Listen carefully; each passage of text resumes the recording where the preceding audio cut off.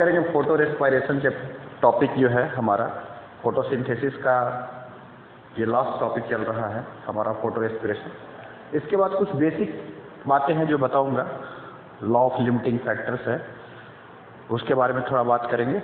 फिर कुछ और भी फैक्टर अफेक्टिंग है जो फोटोसिंथेसिस के रेट को प्रभावित करता है, अफेक्ट करता है। तो आज हम लोग फोटो रेस्पिरेशन के बारे में बात करेंगे। इसको हम लोग C2 साइकिल भी कहते हैं। इसको हम लोग क्या बोलते हैं? C2 cycle. क्योंकि इसमें जो पहला स्टेबल प्रोडक्ट होता है वो 2 कार्बन का होता है, ठीक है। तो जो पहला स्टेबल प्रोडक्ट है दैट इज कॉल्ड फॉस्फोग्लाइकोलेट। ये कितने कार्बन का बना हुआ है? 2 कार्बन का।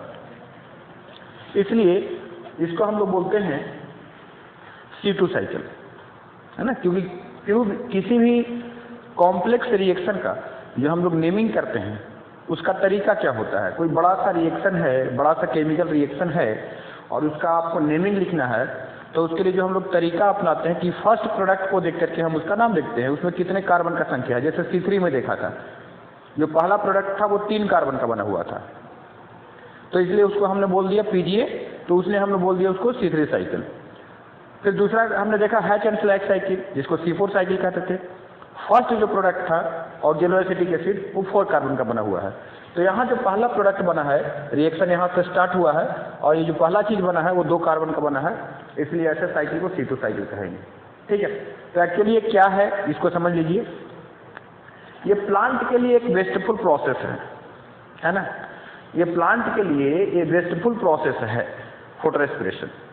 होता क्या है कि जब ऑक्सीजन का कंसंट्रेशन बहुत ज़्यादा बढ़ जाता था, है ना। इसका सॉल्यूशन मैं एक्चुअली बता चुका हूँ पहले, प्रॉब्लम मैं अभी बता रहा हूँ, है ना। प्रॉब्लम से पहले ही हम सॉल्यूशन देख चुके हैं। C4 साइकिल जो है वो एडॉप्टेशन है C3 में। C3 प्लांट में ये प्रॉब्लम क्रिएट होती थी, है ना। तो कहाँ पे आपको मैंने बताया था, अगर आप देख पा रहे होंगे तो मैंने आपको बताया था कि जैसे मान लो ये मीजोफिल सेल है, राइट। तो मीजोफिल सेल में सारी प्रोसेस होती है, रिएक्शन होती है, सारी चीजें चलती है। लेकिन ध्यान देने वाली बात यह है कि मीजोफिल सेल में जो क्लोरोप्लास्ट होता है उसके पास ग्रेना होता है। अच्छा, ग्रेना जब होगा तो ग्रेना में क्या होता है? थाइलाकॉइड मेम्ब्रेन होते हैं और नॉन साइक्लिक फोटोफॉस्फोरिलेशन चलेगा, ऑक्सीजन बनेगा। ऑक्सीजन बनेगा तो यहाँ पे देखो, यहाँ ये जो एंजाइम है उसका नाम मैंने लिखना भूल गया। यहाँ पे जो एंजाइम काम किया है RUBIS capital C capital O, rubisco, ribulose bis phosphate carboxylase oxygenase. This is also the most abundant enzyme on the earth crust. इस धरती पे सबसे ज्यादा मात्रा में पाया जाने वाला एंजाइम कौन है? रूबिस्को है। तो यही एंजाइम वहां भी होता था C3 साइकिल में, लेकिन ये वाई फंक्शनल एंजाइम है। ये 2 तरह का काम कर सकता है। इसके पास कार्बोक्सिलेशन करने की क्षमता भी है और ऑक्सीजनेशन करने की भी क्षमता है। ये कार्बोक्सिलेज का भी काम करेगा और ऑक्सीजनेज का भी काम करेगा।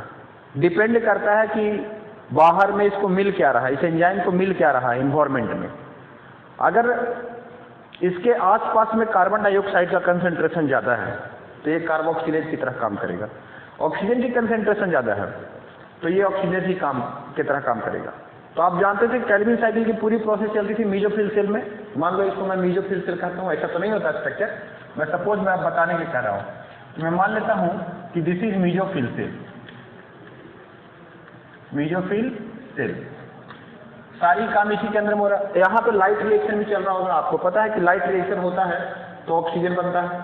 तो यहाँ अगर ऑक्सीजन की कंसेंट्रेशन बढ़ जाती थी तो रूबिस्को अपना नेचर चेंज कर देता था और इस रिएक्शन को चलाना शुरू कर देता था।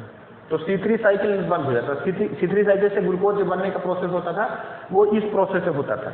अब इस प्रोसेस में उतना ग्लूकोज नहीं बनेगा जितना C3 में बनेगा, है ना। इसमें 25% का लॉस हो जाएगा, 25% का लॉस होगा। तो फिर क्यों इस प्रोसेस को चलाएगा प्लांट? तो अगर आपने 100 रुपीज आपको आना चाहिए और 25 रुपीज लॉस हो जा रहा है, तो लॉस हो रहा है तो वहां पे तो फायदा कुछ है नहीं, जितना का लॉस हो रहा है, ठीक है। तो यहाँ पे इतना लॉस होता था, इसको एनर्जी लगाना पड़ता था। इसलिए कुछ पौधों ने क्या किया? एडॉप्टेशन किया। एडॉप्टेशन करने के बाद उसने क्या किया कि जो कैल्विन साइकिल है वो दूसरे सेल में चलाना शुरू किया। यानी एक C4 प्लांट हमने जो पढ़ा, C4 प्लांट पढ़ा, उसमें 2 सेल इन्वॉल्व होता था फोटोसिंथेसिस में। ऊपर वाला मेसोफिल से है और नीचे को हम लोग बोलते हैं बंडल शीथ सेल, ठीक है, इसको बंडल शीथ सेल बोलते हैं। तो कुछ प्लांट ने क्या किया कि जो रुबिस्को एंजाइम था, एंजाइम का नाम क्या था? रुबिस्को, यहाँ लिख देता हूँ RUBISCO। ये रुबिस्को ही एंजाइम था जो प्रॉब्लम क्रिएट करता था। इसको एंजाइम को यहाँ डाल दिया, यहाँ उठा के रख दिया बंडल शीथ सेल में।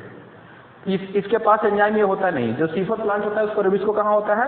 बंडल शीथ सेल में, और C3 में रुबिस्को यहाँ होता है। तो बंडल शीथ में चला गया, अब यहाँ ऑक्सीजन बढ़ता भी है तो कोई प्रॉब्लम क्रिएट नहीं होने वाला है। तो बोले सर फिर यहाँ कार्बन कैसे जाएगा? क्योंकि कार्बन जाएगा तभी तो ग्लूकोज बनेगा। तो यहाँ जो कार्बन डाइऑक्साइड आएगा, है ना, उसको डिफरेंट इंटरमीडिएट बनाएगा और उसके बाद फिर इधर पहुँचाएगा। उसके लिए हम देख चुके हैं C4 साइकिल, ठीक है। तो रुबिस्को, तो ये C4 प्लांट ने कर लिया। इसका मतलब जो भी पौधे C4 प्लांट होते हैं उनमें ये प्रॉब्लम क्रिएट नहीं होती है। This is a problem for the plant. तो C3 प्लांट आज भी हैं, उनके पास ये प्रॉब्लम चल रहा है, क्रिएट होता है ना। यहाँ टेम्परेचर जो है वो हाई बढ़ा, लेकिन कुछ पौधों ने क्या किया, अपना एडाप्टेशन कर लिया, अनुकूलता बना लिया कि भाई चलो हमने ऐसा चेंज कर लिया कि हमारे पास ये प्रॉब्लम ही नहीं आएगा। तो इसलिए उसको बोलते हैं, उसने कुछ वो एक्सपेंसिव प्रोसेस होता है। वहाँ पे एक ATP को बनाने, एक ग्लूकोज को बनाने के लिए 30 ATP लगता है C4 में, और C3 में हम लोग क्या करते थे, जैसे तुम सिंपल से समझो कि तुम्हारे के यहाँ एक मशीन है रखा हुआ, कार है, कार तुमने सेकंड हैंड ले लिया, है ना, बार बार प्रॉब्लम आ रहा है, प्रॉब्लम आ रहा है, प्रॉब्लम आ रहा है ना। तो तुमने क्या किया, कहो यार ये बहुत लफड़ेबाजी करता है, बहुत झगड़ा टेंशन देता है, ऐसा करो नया मशीन लो। तो आपने नया कार लिया, अभी नया कार लिया तो आप एक्सपेंसिव करना, आपको पैसा थोड़ा ज़्यादा देना पड़ा, लेकिन वो प्रॉब्लम नहीं देगा, वो तकलीफ नहीं देगा, ठीक। तो क्या है कि कम चलाता है प्लांट, जो है C3 प्लांट है वो कम चला रहा है, ज़्यादा प्रॉब्लम उसको साथ नहीं हो रहा है। और कुछ पौधे ऐसे थे जिनके साथ प्रॉब्लम क्रिएट हुआ, उसने अपने अंदर में अडेप्टेशन कर लिया, वो एक्सपेंसिव रास्ता ढूंढ लिया है, तो उसमें ज़्यादा ATP खर्चा किया है, तो है ना। तो ये सब बात बता चुका हूँ। तो उसने रुबिस्को को यहाँ पर रख दिया ला करके, और वहाँ से कार्बन जो एंट्री में आता था उसको कार्बन को भी यहाँ पहुँचा देता था, कैल्विन साइकिल में जाता था और ग्लूकोज बन जाता था। यहाँ पे ऑक्सीजन नहीं होगा, ऑक्सीजन यहाँ पे होगा। क्यों नहीं यहाँ पे ऑक्सीजन होगा, मैं बता चुका हूँ पहले। क्योंकि यहाँ पे जो क्लोरोप्लास्ट तो होता है, लेकिन क्लोरोप्लास्ट में ग्रेना नहीं होता है, और जब ग्रेना नहीं रहेगा क्लोरोप्लास्ट में तो क्या होने वाला है, ग्रेना नहीं रहेगा तो क्या होने वाला है, ग्रेना नहीं रहेगा तो लाइट रिएक्शन नहीं होगा, और जब लाइट रिएक्शन नहीं होगा तो यहाँ ऑक्सीजन नहीं बनेंगे, और जब ऑक्सीजन नहीं बनेंगे तो सिर्फ उसको कार्बन डाइऑक्साइड मिलेगा, तो रुबिस्को कार्बोक्सिलेशन का काम करेगा, सिर्फ C3 साइकिल को बनाएगा, चलाएगा। तो आपको समझ में आ रहा होगा कि प्रॉब्लम की क्या थी, सॉल्यूशन क्या है। तो जो प्रॉब्लम है, इस प्रॉब्लम के बारे में हमने शॉर्ट में बोला था कि इसको हम लोग फोटो रेस्पिरेशन बोलते हैं, और इसी फोटो रेस्पिरेशन को थोड़ा डिटेल से आज हम लोग बात करेंगे। क्लियर? तो now we will try to understand about the photorespiration. तो बच्चों, फोटो रेस्पिरेशन में सबसे पहली बात तो ये समझना है हमको, इसमें 3 सेल ऑर्गेनेल इन्वॉल्व होते हैं। फोटो रेस्पिरेशन जो है इसमें 3 सेल ऑर्गेनेल इन्वॉल्व होते हैं। कौन कौन से सेल ऑर्गेनेल है वो सीक्वेंस में लिख देता हूँ। पहला सेल ऑर्गेनेल है जिसका नाम है क्लोरोप्लास्ट, क्लोरोप्लास्ट। दूसरा सेल ऑर्गेनेल नाम है पेरोक्सीजोम,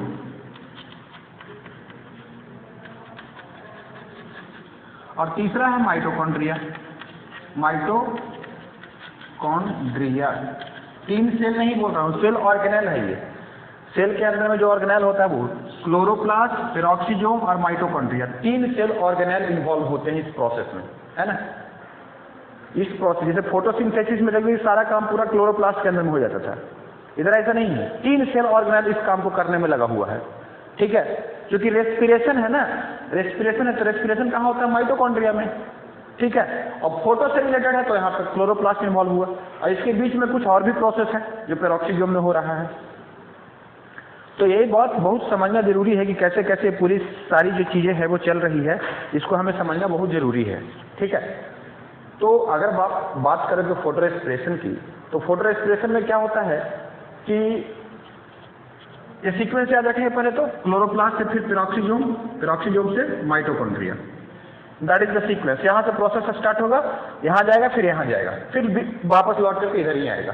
ठीक है, तो देखो RUBP था, RUBP जो है वो एक्सेप्टर था कार्बन का, यहाँ RUBP है।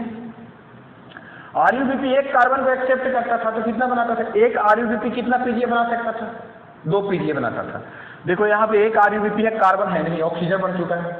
ठीक है, मैंने बताया ना कि ऑक्सीजन बढ़ने ही से तो रेस्पिरेशन का, फोटो रेस्पिरेशन का प्रॉब्लम हो रहा है, तो ऑक्सीजन बढ़ चुका है। एंजाइम क्या है, सेम है, एंजाइम तो सेम रहेगा, नेचर अपना बदल देगा। अब वो ऑक्सीजन पा रहा है, तो अब वो क्या करेगा, उसने क्या किया, 5 कार्बन को तोड़ा और 2 मॉलिक्यूल बना दिया।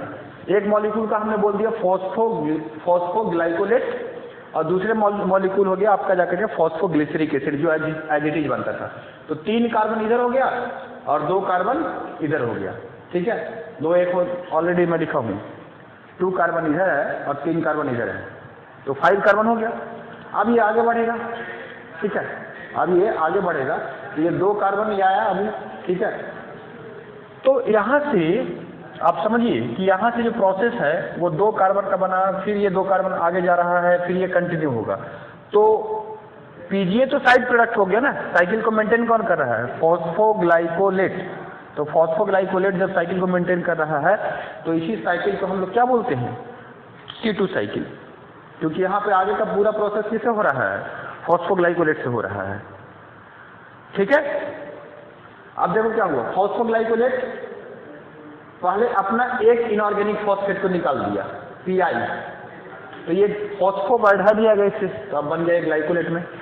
ठीक है, ग्लाइकोलेट का ट्रांसपोर्ट किया गया कहाँ पे, पेरोक्सिसोम में। देखो ग्लाइकोलेट पेरोक्सिसोम में आ गया, यहाँ पे ये कन्वर्ट कर दिया ग्लाइऑक्जिलेट में, ऑक्सीजन के साथ रिएक्शन किया, ग्लाइऑक्जिलेट बना दिया, साथ साथ ये हाइड्रोजन पेरोक्साइड निकल गया। ठीक है, फिर ग्लाइऑक्जिलेट किस में कन्वर्ट हो गया, ग्लाइसिन में। तो ये याद रखना कि ग्लाइकोलेट बना कहाँ पे, क्लोरोप्लास्ट के अंदर में, इसको ट्रांसपोर्ट कहाँ किया, पेरोक्सिसोम में। ये कन्वर्ट हुआ ग्लाइऑक्जिलेट में, और ग्लाइऑक्जिलेट जो होता है वो ग्लाइसिन में कन्वर्ट हुआ यहाँ पे NH3 लेकर के। ठीक है, फिर बाद में वो NH3 बाहर निकाल दिया। ठीक है, तो ग्लाइसिन में कन्वर्ट हो गया। अब ये ग्लाइसिन जो है इसको ट्रांसपोर्ट किया गया कहाँ पे, तीसरा ऑर्गेनल लास्ट जो माइटोकॉन्ड्रिया है, माइटोकॉन्ड्रिया में गया। अब ग्लाइसिन जो है वो NH3 भी निकाल दिया और यहाँ से CO2 निकला और सेरीन बन गया। देखो बहुत इंटरेस्टिंग चीज है, ध्यान से समझो। यहाँ पे इसमें 2 कार्बन था, इसके पास भी 2 कार्बन होता है, इसमें भी 2 कार्बन, ये भी 2 कार्बन, और यही चीज ट्रांसपोर्ट गया यहाँ पे, तो यहाँ पे 2 कार्बन हो गया। लेकिन सेरीन में आपको पता होगा 3 कार्बन होता है। ठीक, तो भाई ये देखो कि 2 कार्बन चल रहा था, 2 कार्बन आ गया, अचानक 3 कार्बन कहाँ से आ गया, एक और कार्बन डाइऑक्साइड भी बाहर निकलता हुआ दिखाई दे रहा है ना। ये 3 कार्बन कहाँ से आ गया, ये कुछ जादू हो गया क्या, क्या हुआ यहाँ पे सोचो। तो यहाँ पे हमने क्या किया, दरअसल हमने शुरू से ही कुछ गलती किया है, हमने रिएक्शन को बैलेंस करके नहीं दिखाया है। तो मैं क्या करता हूँ कि अब इस बात को आपको सिंपल तरीके से समझ में आए, यहाँ पे दो मॉलिक्यूल्स लेते हैं RUBP, तो कितना बनेगा, 5 और 2 10 कार्बन, तो 10 कार्बन हो गया। अब ये 10 कार्बन जो है यहाँ से जो निकलेगा तो कितना बनेगा, 10 कार्बन का हिसाब किताब लगाओ। मैं अगर यहाँ पे 2 PGA निकाल देता हूँ तो 3 दूना का 6 है ना, 6 हो गया ये PGA, और 2 कार्बन 2 मॉलिक्यूल इस चीज को भी बना लो, तो कितना हो गया, ये 4 हो गया और ये 3 हो गया, सॉरी ये 3 दूना 6 और 4, 2 दूना 4 है ना, तो 10 मॉलिक्यूल्स हो गया, बराबर हिसाब किताब। 10 मॉलिक्यूल्स आपने रिएक्टेंट डाला, 10 प्रोडक्ट मिल गया। चलिए अब ये PGA गया साइड में, PGA को भी साइड में रखो, 2 PGA बन चुका है, कितना PGA बन चुका है, 2 PGA, यहाँ देखिए 2 PGA बन चुका है, इसको याद रखिए, अभी काम आएगा ये। ठीक है, अब ये 2 PGA हुआ तो 4 कार्बन चल रहा है, एक 2 फॉस्फोग्लाइकोलेट हुआ, तो 2 पे 4 चल रहा है, फिर ये भी 2 मॉलिक्यूल्स, फिर ये भी 2 मॉलिक्यूल्स, ये भी 2 मॉलिक्यूल्स, ये भी 2 मॉलिक्यूल्स, ये भी 2 मॉलिक्यूल्स, पर यहाँ एक ही मॉलिक्यूल्स है। कैसे, देखो अभी 2 मल्टीप्लाई 2 कितना, 4 में से 1 कार्बन डाइऑक्साइड बाहर गया। ठीक है, 1 कार्बन डाइऑक्साइड बाहर चला गया, तो जब ये 1 कार्बन डाइऑक्साइड बाहर गया तो 4 कार्बन था, अभी कितना बचा, 3 कार्बन हो गया, हिसाब किताब बराबर है। ठीक है, अब उसके बाद देखिए ये सेरीन जो बना ये कहाँ बना, माइटोकॉन्ड्रिया में। माइटोकॉन्ड्रिया में ये सेरीन बना, ठीक है, ये सेरीन है, माइटोकॉन्ड्रिया में बना। अब ये सेरीन जो है ये सेरीन से हाइड्रोक्सी पेरोक्साइड बन गया। हाइड्रोक्सी पेरोक्साइड में अब देखो जब सेरीन बना था तो यहाँ पे क्या हुआ, कार्बन CO2 निकला था, CO2 निकला था, तो यही प्रोसेस रेस्पिरेशन है। तो देखिए आप ग्लाइसिन से सेरीन बना रहे हो, यही प्रोसेस है रेस्पिरेशन। देखो रेस्पिरेशन हो कहाँ रहा है, लाइट की सहायता से पूरी प्रोसेस चली और रेस्पिरेशन यहाँ पे हो रहा है, ठीक है। तो फॉस्फोग्लाइकोलेट इधर बना है ना, और रेस्पिरेशन किधर हो रहा है, माइटोकॉन्ड्रिया में, है ना। तो इसमें लाइट भी तो इन्वॉल्व है ना भाई, क्योंकि लाइट से ही तो ये ऑक्सीजन जनरेट किया है, देखिए बोलते फोटो रेस्पिरेशन। तो यहाँ CO2 गया। अब देखो यहाँ पे एक NaDH निकला है, इसका मतलब क्या होगा, इसके अंदर क्या गया होगा, NAD+, है ना। तो NaDH में कन्वर्ट हो गया। अब ये आगे जाकर के देखो हाइड्रोक्सी पाइरुवेट जो होता है वो किस में कन्वर्ट कर गया है, तो ये कन्वर्ट कर गया ग्लिसरेट में। तो ग्लिसरेट में कन्वर्ट किया गया, तो इस रिएक्शन को देखो इसका उल्टा हो गया है ना। NaDH यहाँ पे बाहर निकला था, अभी वही NaDH कंज्यूम हो गया। तो NaDH का हिसाब किताब बराबर है, कोई चेंजिंग नहीं है, ठीक है। यहाँ पे ATP NADPH कुछ नहीं होने वाला है, ठीक है। ये एक बना तो एक खत्म भी हो गया, कंज्यूम भी हो गया। अब ये ग्लिसरेट को ट्रांसफर किया क्लोरोप्लास्ट में, तो क्लोरोप्लास्ट में ट्रांसफर हो गया ग्लिसरेट। तो अब ये ग्लिसरेट क्लोरोप्लास्ट में ट्रांसफर हो गया, तो ये ग्लिसरेट जो होता है ये PCR साइकिल के द्वारा फिर से उस साइकिल को रिपीट किया और फिर से यहाँ पे चलाया, फिर से फॉस्फोग्लिसरिक एसिड बन गया। तो 2 पहले से बना हुआ था, अभी इधर से एक और आ गया, तो टोटल कितना हो गया, है ना भाई, 3 कार्बन आ रहा था ना, 3 कार्बन कंटिन्यू था। अब देखो 3 कार्बन कंटिन्यू था, 3 कार्बन चल रहा था, अभी 3 कार्बन आ गया, फिर एक बन गया 1 PGA बन गया। तो 2 PGA पहले से बना हुआ था, एक अभी और बन गया 3 कार्बन का। तब देखो कितना कैसे है। अभी क्या है 25% का मैंने बोला लॉस हुआ, कैसे लॉस हुआ 25%, 2 RUBP आप डालते तो कितना मिलता आपको PGA, 4 मिलता था पहले, 4 मिलता, पर मिला कितना आपको, 2 ये और 3 ये। भाई 2 RUBP से हमने आपको दिखाया था कितना 4 मिलता है, अभी मिला कितना 3, तो कितना % का लॉस हुआ, 25% का लॉस नहीं है। अरे भाई आपको 100 रुपया मिलना चाहिए था, है ना, तो 100 का 3 ही हिस्सा मिला, तो कितना मिला 75 ही मिला ना, तो कितना लॉस हुआ 25% है। तो 25%, तो फायदा कितना हुआ, तो जहाँ लॉस है वहाँ फायदा का बात करोगे, जहाँ लॉस हो गया वहाँ पर फायदा क्या, फायदा कुछ भी नहीं। तो यही था आपका साइकिल था फोटो रेस्पिरेशन, आपको समझ में आ गया होगा। मिलते हैं अगले वीडियो में, धन्यवाद, बहुत बहुत धन्यवाद आपका।